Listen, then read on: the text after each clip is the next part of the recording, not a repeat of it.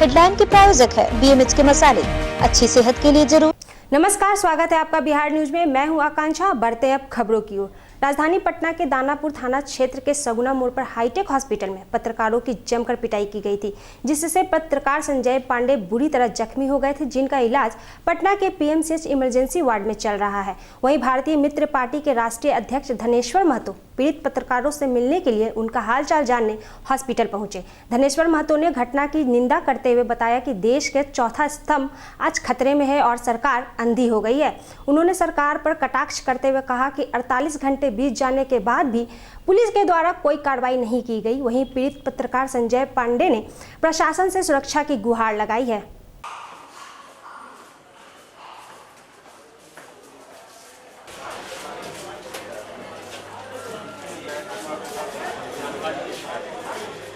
पहले से लगा हुआ हम तो अठा और दिए हैं इसका हम जरूर नहीं तो ये मरीज का क्या हुआ ना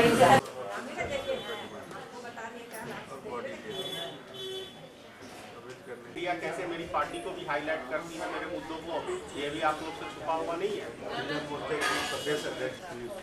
देखिए, किसी भी पत्रकार की ऊपर हमला करना, मैं समझता हूँ ये जिसे हम लोकतंत्र का चौथा स्तंभ कहते हैं, उसके यूपर आप सीधा प्रहार कर रहे हैं। इससे बड़ा घोर निंदनीय काम और मैं समझता हूँ संसार में कोई दूसरा हो ही नहीं सकता है। यूँ तो कहें कि आम आदमी के ऊपर भी हमला नहीं होना चाहिए, और ख़ास तौर से एक हॉस्पिटल जो जीवन देता है, जीवन लेने का काम नहीं है डॉक्टरों का, वो जीवन देता है। भगवान के बाद यदि किसी का स्थान है तो वो डॉक्टरों का है।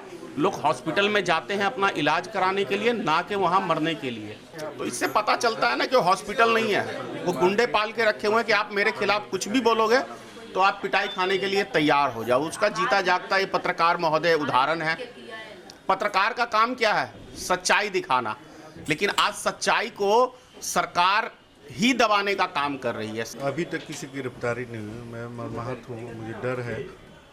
मेरे ऊपर उस दिन जानलेवा हमला किया गया और गड्ढे में फेंक दिया गया। पुलिस संज्ञान नहीं ली है, आवेदन मैं दिया हूँ।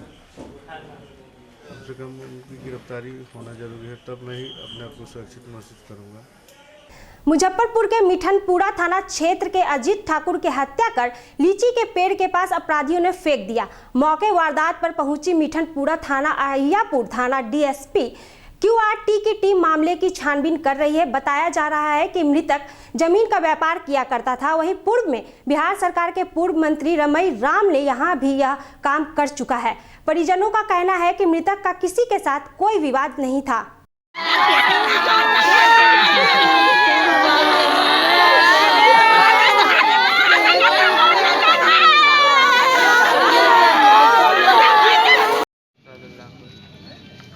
मालीघाट सौदापुर।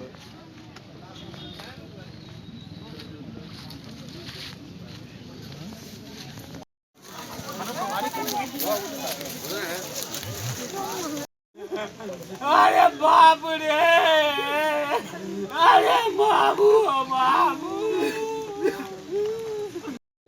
सिम किसी और का संभव है कि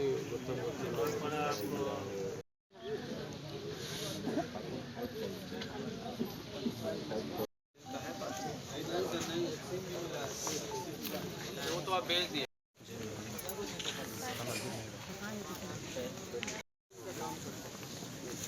वीडियो भी चालू नहीं था। जमीन उमीन का कभी कभी काम कर लेते थे, इधर उधर काम करके अपना गुजारा चलाते थे। उनका 3 बच्चा है, एक बेटा है 18 साल का, है ना। बस सुबह में थे पूरा घर पे, सुबह से पूरा शाम में आए। शाम में 6 बजे से 6 बजे भी घर पे थे। 7 बजे निकले तो स्कूटी वाले के साथ। उसके बाद शाम में नए घर लौटे। 10 बजे कॉल भी लगाया गया तो स्विच ऑफ बताया। मालीघाट के पीछे जो DAV स्कूल है, उसमें एक बगीचा है, वहाँ पे एक व्यक्ति का हम लोग को डेड बॉडी मिला है। लोकली यहाँ का रहने वाला है और व्यक्ति की उम्र लगभग 40 वर्ष है। इसके बारे में बताया जा रहा है कि कल शाम में ये घर से अपने निकला था। घर वाले अभी नहीं बता पा रहे हैं कि किनके साथ निकला था ये। तो हम लोग अभी घटनास्थल का निरीक्षण किए हैं, तो उसके सर पे चोट का निशान है, कुछ ब्लड भी ज़मीन पे गिरा हुआ है। तो बाकी तहकीकात हम लोग कर रहे हैं।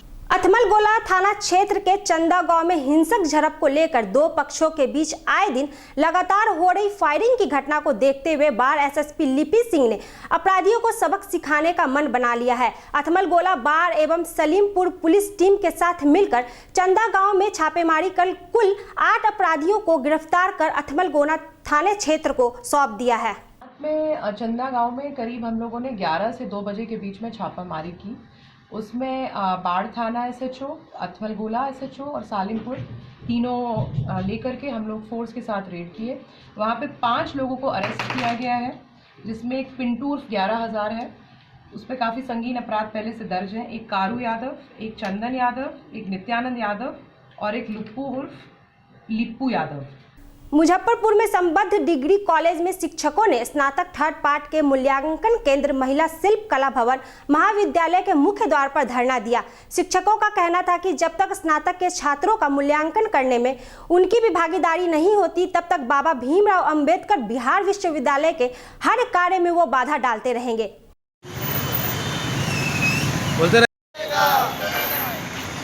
और ये तुगलकी फरमान के विरोध में हम लोगों ने ये आंदोलन जारी रखा है। जब तक वो पुनः वापस नहीं लेंगे तब तक ये आंदोलन जारी रहेगा। जरूरत पड़ी तो हम लोग जेल भरो अभियान करेंगे, जरूरत पड़े तो हम आत्मदाह जैसे कदम उठाने के लिए विवश होंगे। सारी जवाबदेही विश्वविद्यालय प्रशासन और महामहिम की होगी इस आंदोलन के लिए। भागलपुर के सुल्तानगंज कमरगंज पंचायत के मुस्लिम टोला के कब्रिस्तान घेराबंदी के घोटाले का मामला प्रकाश में आया है।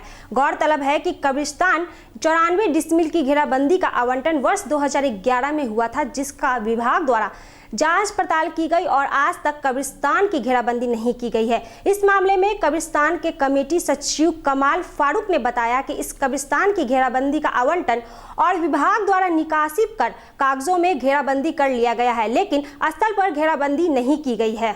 उसके बाद जो है हम लोग दौड़ते रहे। बाद में जो है हमने जो है सीओ को बताया, उसके बाद योजना विभाग गए, वहाँ से जो है सूचना निवारण में खबर हुआ, जाँच आई तो पता चला कि यहाँ जो कब्रिस्तान की घेराबंदी नहीं हुई है। इसलिए हम लोग जो है दौड़ रहे हैं इसके लिए। लेकिन घेराबंदी कागजों में हो गई है, कागजों में हो गई घेराबंदी, लेकिन घेराबंदी हुआ नहीं, इसका घोटाला हुआ है जी। यहाँ पे हम लोगों ने कब्रिस्तान घेराबंदी के लिए मुख्यमंत्री तक मतलब हम लोग एप्लीकेशन भेजे थे। यहाँ पे पूरा चीज़ दिए थे, जो अकबर मिस्त्री इसका मतलब मुख्य आगे बढ़कर करके सब लिखने वाला है। तो जब यहाँ पर दिया गया तो पता चला हम लोगों को जिला में कि जो है इसका घेराबंदी हो चुका है।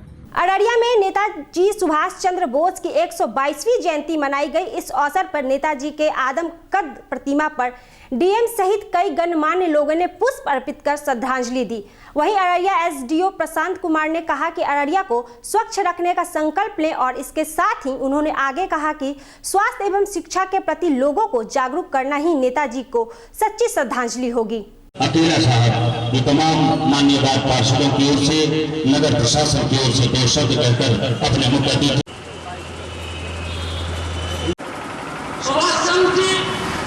बातों को रखेंगे। अभी आम लोग तरह को देख के रुक जाए, ये हमारे चीफ गेस्ट और विशेष 2 चीज तो हम लोग के विकास के लिए करें, क्योंकि हम लोगों के विकास में ही देश का विकास है। जो 1-2 चीज है, एक देश की स्वतंत्रता एवं सम्मान के लिए अपना समग्र जीवन इस देश को समर्पित कर दिया। ऐसे महान वीर सपूत के जन्म जयंती के अवसर पर आज हम सभी यहाँ पर उपस्थित हुए हैं। रोहतास जिले के विक्रमगंज में भाजपा के शक्ति केंद्र सम्मेलन का आयोजन किया गया, जिसका उद्घाटन पार्टी के राष्ट्रीय मंत्री सह बिहार प्रभारी भूपेंद्र यादव ने किया। इस अवसर पर प्रदेश अध्यक्ष नित्यानंद राय भी उपस्थित हुए। इस अवसर पर भाजपा कार्यकर्ताओं को संबोधित करते हुए नेताओं ने आगामी लोकसभा चुनाव में फिर से नरेंद्र मोदी को पीएम बनाने का संकल्प लिया। वहीं गांव-गांव जाकर सरकार की योजनाओं को जन जन तक पहुंचाने की योजना पर भी चर्चा की।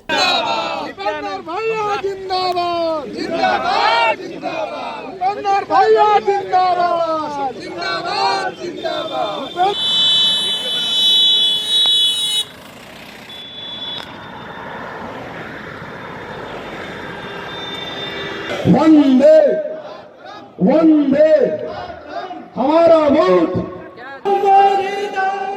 मातरम वंदे प्रजोत्सना पुलकित यामिनी अध्यक्षा श्रीमती निवेदिता जी से आग्रह करूंगा कि भूपेंद्र यादव जी का स्वागत अंग वस्त्र और माला देकर स्वागत।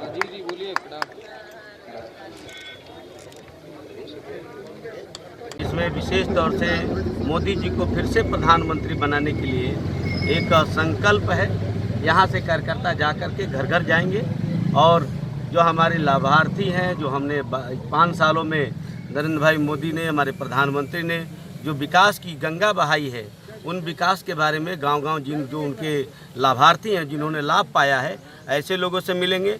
और हमने पिछले साल 11 करोड़ पूरे देश में मेंबर बनाया था, जिसमें 60 लाख केवल बिहार के मेंबर थे। उन मेंबरों से भी संपर्क करेंगे और हम लोग पूरे वर्ष एक-एक घर, एक-एक गांव, एक-एक व्यक्ति हम जा कर के ये काम करने वाले हैं। खबरों में फिलहाल इतना ही। बने रहिए बिहार न्यूज के साथ। मुझे दीजिए इजाजत। नमस्कार।